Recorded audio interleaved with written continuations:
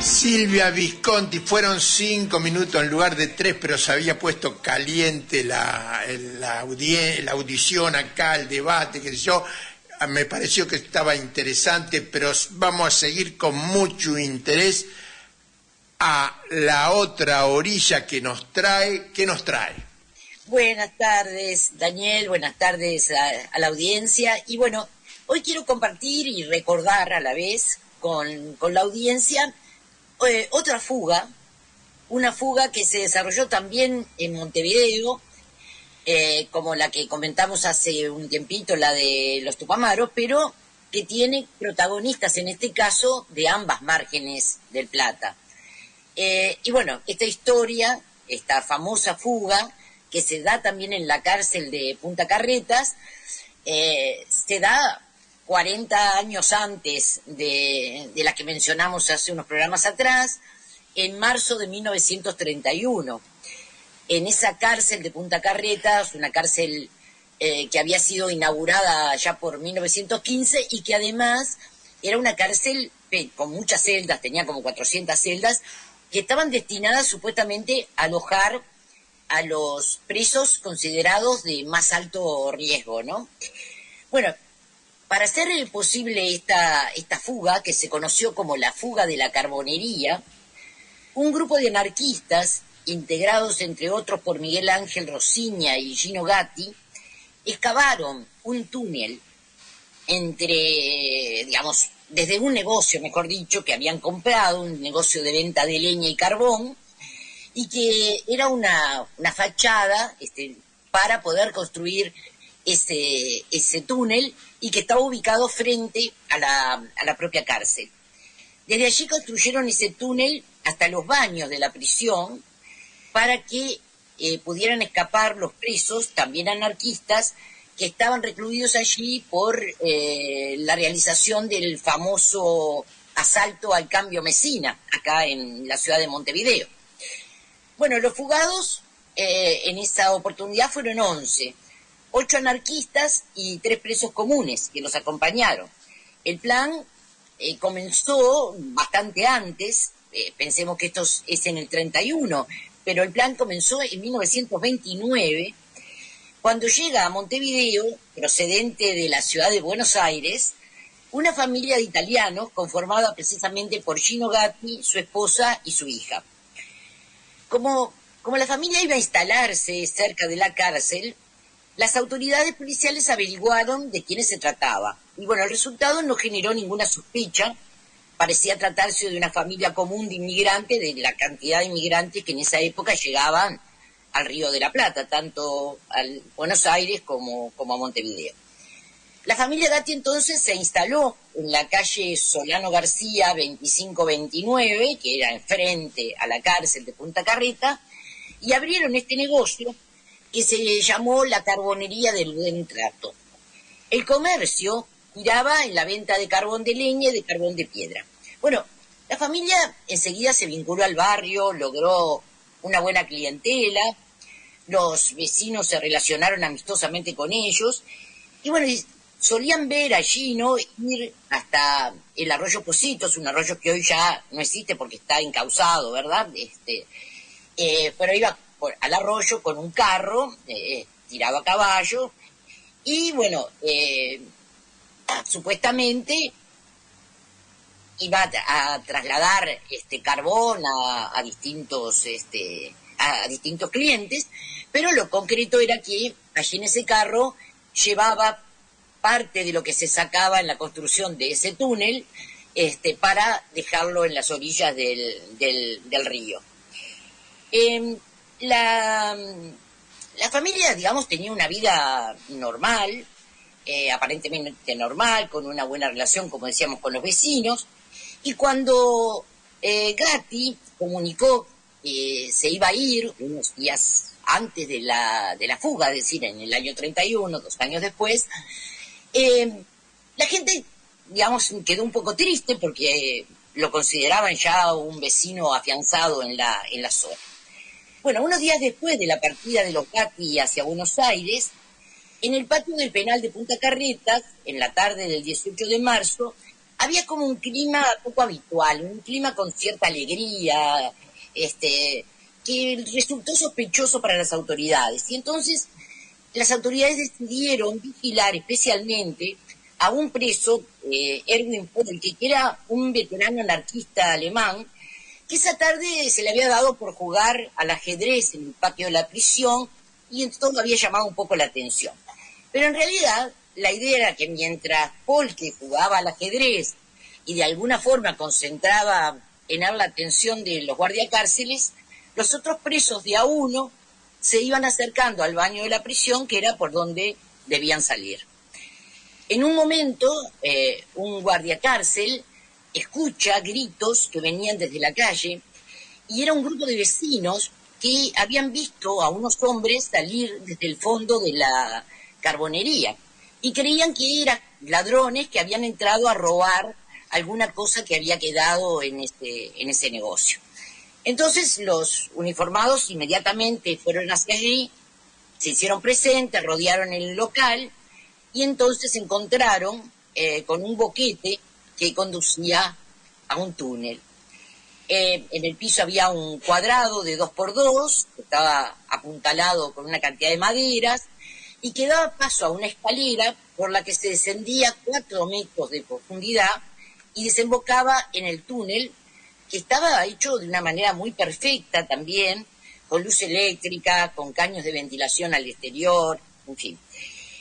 El túnel conducía al baño de la cárcel, y desde ese túnel, con un ducto hidráulico, un ratito antes de la llegada de la policía, Miguel Arcángel Rosiña había levantado, digamos, el piso del baño para que por allí se pudieran empezar a escapar los presos. El primero que ingresó en el túnel fue Vicente Moretti. A lo esperaba Rosiña con una escalera para descender, y luego fueron descendiendo el resto de los presos. Solo fueron apresados cuando se disponían a retirarse de la carbonería, porque todavía no habían llegado a escaparse, 2 presos. Bueno, afuera de la carbonería, 3 autos habían estado esperando a los anarquistas para sacarlos de la zona, y Rosiña y Moretti se trasladaron en unos de esos vehículos hacia un barrio popular de aquí de Montevideo, el barrio de Maroñas, en una vivienda ubicada en la calle General Flores y Curupi. Bueno, Miguel Ángel Rosiña fue uno de los anarquistas que ideó el plan de fuga, y que mediante una serie de explicaciones habían juntado los fondos para poder llevarlo adelante. Yo los invito a escuchar un poco la historia de estos anarquistas expropiadores en un tema tanguero, un tema de mano abierta, en la interpretación de el quinteto negro La Boca y con la palabra de Osvaldo Bayer.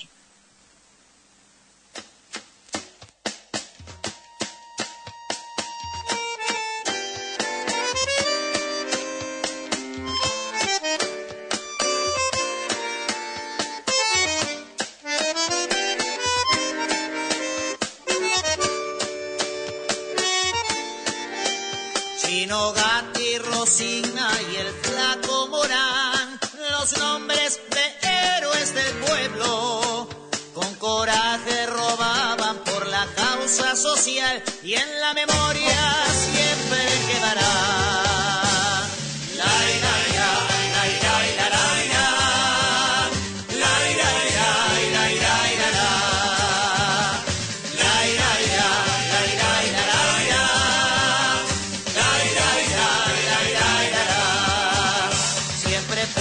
Y honrados, Boris, Fabi y el Negro, los primeros míticos personajes, expropiando riquezas con puño tenaz, dinero contra ideal, anarquistas expropiadores, de manos siempre abiertas, anarquistas luchadores, un canto a la fraternidad, todos juntos por paz y igualdad.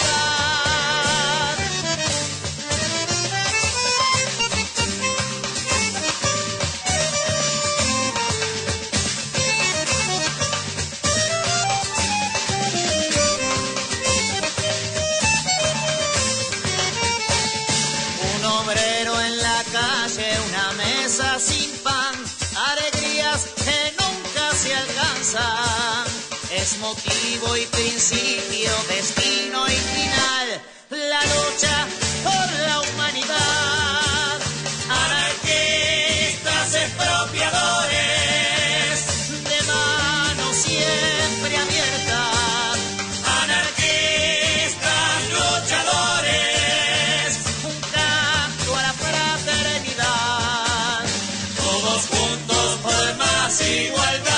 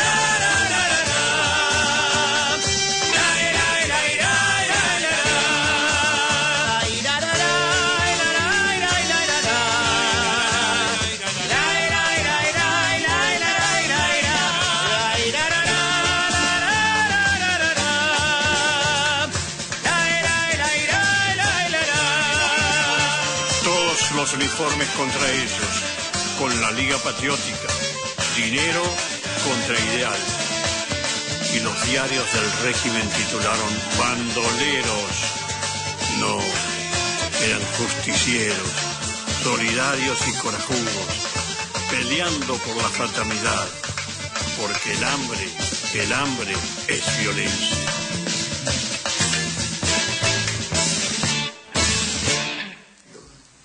Bueno, sin duda Rosiña fue la figura más notable de ese anarquismo expropiador en la Argentina, junto a Severino Di Giovanni. Los dos están mencionados en ese tema que acabamos de escuchar. Rosiña fue el secretario del Comité Pro Presos y Deportados, fue además dirigente metalúrgico anarquista. Con su grupo dio el primer golpe el 1 de octubre de 1927, cuando, disfrazado con vendajes en la cabeza y haciéndose pasar por pacientes, asaltaron en la puerta del Hospital Rawson al hombre encargado de pagar los sueldos. Se llevaron 141.000 pesos y parte de ese botín fue el destinado a la ayuda de estos presos para el escape de los presos posteriormente. Mientras Severino Di Giovanni era fusilado en Buenos Aires, Rosiña estaba a punto de concretar uno de sus golpes más espectaculares, que era liberar a sus compañeros detenidos en la cárcel de Punta Carretas en Uruguay. El dinero de ese asalto de Rawson y de otros asaltos facilitaron las cosas porque permitieron comprar esa casa frente a la cárcel desde donde se iban a hacer los trabajos. Y también, permitieron el inicio de la construcción de ese túnel en el que participó no solamente Rosiña, sino también otros anarquistas como Vázquez Paredes, el Capitán Paz y Fernando Malvicini. 6 días después de la fuga, un agente de la perrera municipal entra en una casa porque un perro estaba persiguiendo un perro callejero.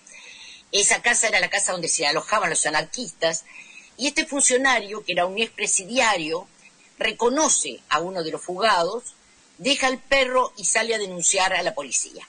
Y en minutos, 53 policías asaltan la casa y detienen a los anarquistas, que son trasladados a la jefatura de policía, donde se los expone como si fueran trofeos.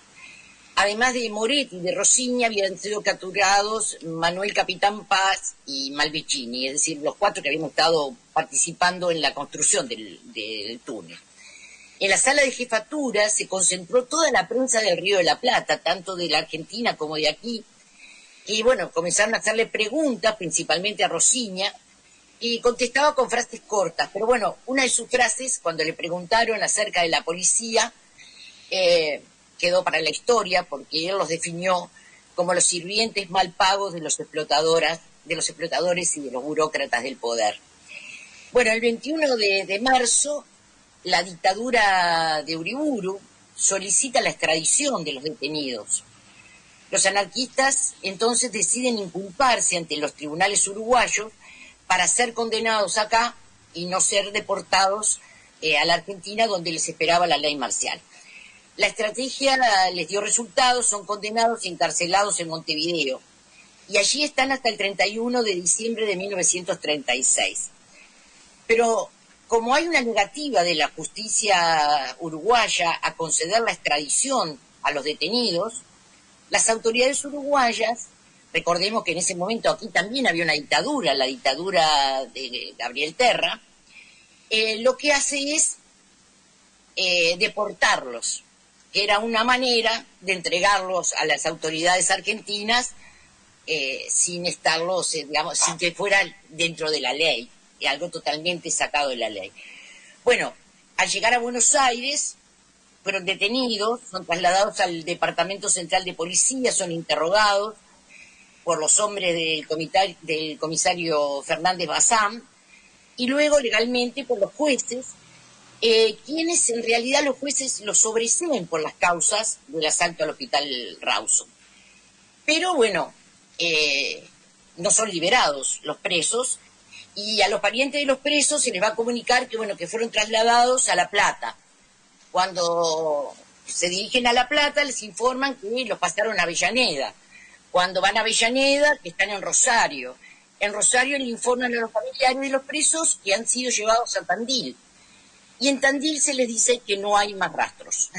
Entonces, un día, unos días después, un pescador de la isla Maciel ve cómo bajan de un celular a Miguel Arcángel Rosiña, a Vázquez Paredes y a Malvicini, los tres personas que estaban desaparecidas.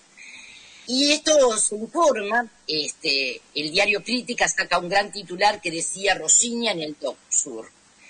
A partir de ese momento, sin embargo, se pierde el rastro de los detenidos. Desaparecen en Argentina, en lo que se convirtió en uno de los primeros casos registrados de desaparición forzada. Pasados varios meses de la desaparición, un oficial se sincera con la Comisión Pro Presos y le dice con tono confidencial: no se rompan más, muchachos, a Rosiña, a Vázquez Paredes y a Malvicini y aplicaron la ley Bazán, lo fondearon en el Río de la Plata. El 15 de marzo del 2004, por la mañana, se derribó lo que fue antiguamente el local de la carbonería del Buen Trato aquí en Uruguay. Habían pasado ya 73 años desde aquella memorable fuga que fue recogida en la prensa, como decíamos, de ambas márgenes del Plata. La topadora de alguna manera borraba un espacio de memoria. Hay, sin embargo, una poesía escrita varios años después por uno de los compañeros del MLN, que lo recuerda, y que dice así: Gino Gatti tiraba su carrito, pura tracción a sangre, pura tracción a ideas y a doctrina, pura tracción a solidaridad. Era por la prehistoria del Niple y la Carcasa, los primitivos años 30 de dictadura, de balas, Uriburu, de las cárceles, de Terra que se afilaba los colmillos. La policía torturaba, los compañeros y la acción directa, la libertad al final de aquella boca oscura, de aquella angosta garganta que tragaba. 45 metros, 45 días.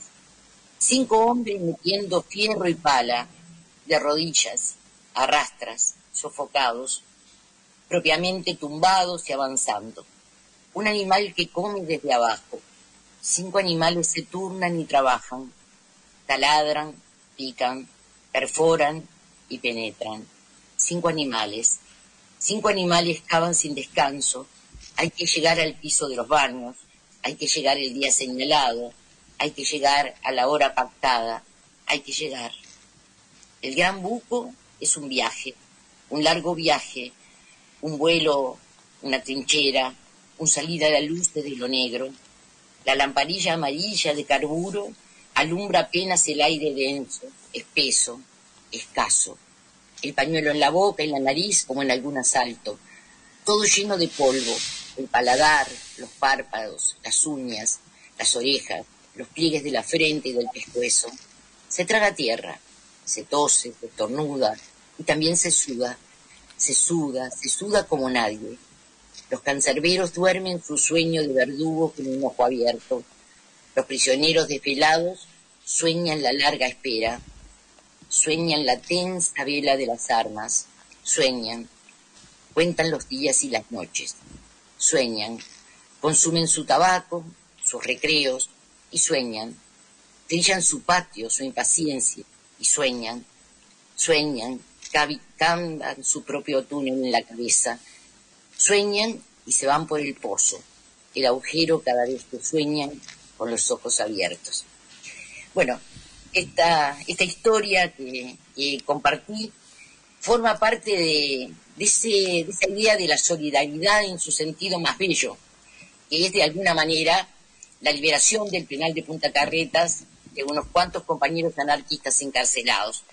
En este caso, el túnel para la fuga se hizo de afuera adentro, con esmero, con detalle, con mucho esfuerzo, y en él participaron compañeros de ambas orillas del Río de la Plata, y consiguieron llevar a la práctica esa frase que dejaron escrita para la posteridad en el túnel, y que decía: la solidaridad entre los sátratas no es palabra escrita solamente.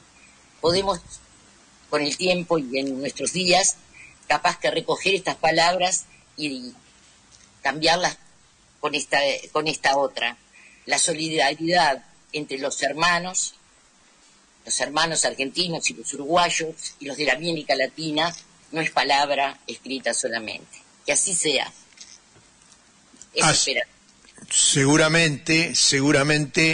Y bueno, vamos a remontar todas estas cosas que hablábamos hace un rato, porque, como dice una murga uruguaya, siempre que llovió paró, pero sobre todo va a parar cuando la paremos nosotros, con la solidaridad, con el compañerismo, con la militancia y también con las ideas y la organización revolucionaria, porque también la necesitamos.